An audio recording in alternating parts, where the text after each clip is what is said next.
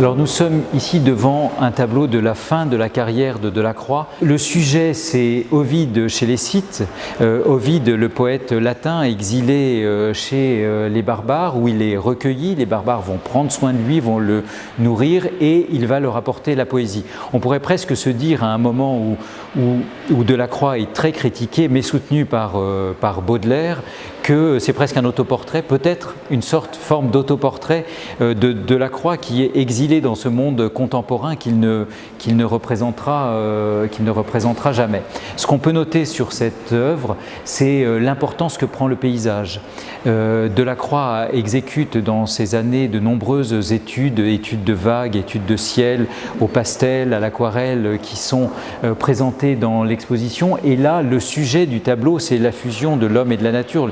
Le paysage devient immense, les ciels ont des nuages qui sont blancs, rosés, on est dans des teintes autour des verts émeraude, relevés par des couleurs beaucoup plus soutenues qui sont celles des personnages, et des personnages, disons que si on pouvait considérer que Sardanapale, tout était rejoignait le centre, tout était entremêlé, au contraire ici, tout est un peu centripète, enfin les personnages se dissolvent dans leur cadre naturel. On les repère parce qu'ils sont beaucoup plus colorés que le cadre naturel, avec des visions très poétiques comme cette jument dont on recueille le lait pour nourrir Ovide au premier plan, et qui a une importance plus grande que d'une certaine manière les personnages. Donc on est dans un univers, disons, onirique, très cultivé, humaniste, et dans un monde entre deux, entre le rêve et la réalité. Une peinture, on pourrait dire, destinée à un